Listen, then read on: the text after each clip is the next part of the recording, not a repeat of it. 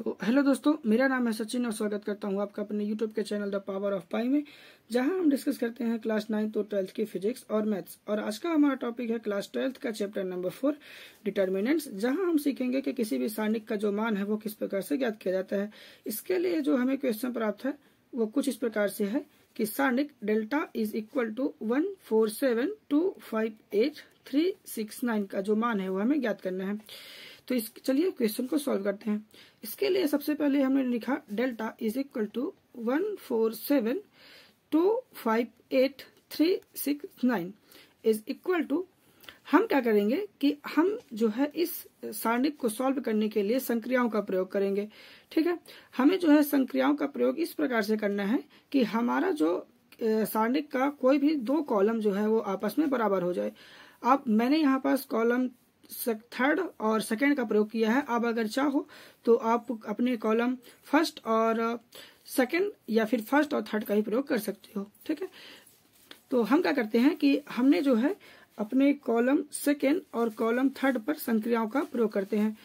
तो अगर आपको संक्रियाओं का प्रयोग अच्छे से सीखना है तो आप डिस्क्रिप्शन में दिए हुए लिंक से हमारा मैट्रिक्स का एक वीडियो देख सकते हैं, ताकि आपको संक्रियाओं का प्रयोग अच्छे से क्लियर हो सके। तो चलिए संक्रियाओं का प्रयोग करते हैं। हम क्या करते हैं कि अपने दूसरे कॉलम पे संक्रिया लगाते हैं और हम क्या करेंगे कि अपने दूसरे कॉलम को पहले कॉलम से घटा देते हैं और हम एक संक्रिया लगाएंगे अपने कॉलम थर्ड पर। हम क्या करेंगे कि अपने कॉलम थर्ड को कॉलम सेकंड के साथ घटा देंगे। तो इससे क्या होगा कि हमारा जो कॉलम थर्ड और कॉलम सेकंड का जो वैल्यू है वो आपस में इक्वल हो जाएगा। और ठीक है, तो चलिए संक्रियाओं का प्रयोग करते हैं।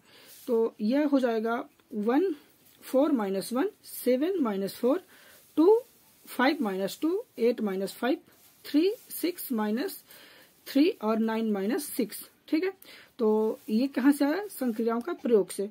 ठीक है, आगे जो है हम जब इस डिटर्मिनेंट को सॉल्व करते हैं तो हमें जो है प्राप्त होता है डिटर्मिनेंट वो कुछ इस प्रकार से है कि 1 3 3 2 3 3 3 3 3। तो यहाँ से आप देख सकते हैं कि जो डिटर्मिनेंट है उसका जो सेकेंड और थर्ड कॉलम है वो जो है उनके जो मान है वो आपस में इक्वल हो चुके हैं। तो सारणिक का प्रगुण है कि अगर कभी भी जो किसी भी डिटर्मिनेंट के दो कॉलम, ठीक है, या फिर दो रो का जो वैल्यू है वो आपस में इक्वल हो जाता है तो जो वो डिटर्मिनेंट है वो 0 हो जाता है। ठीक है, तो क्या होगा कि हमें जो डेल्टा का वैल्यू है वो प्राप्त हो जाएगा 0।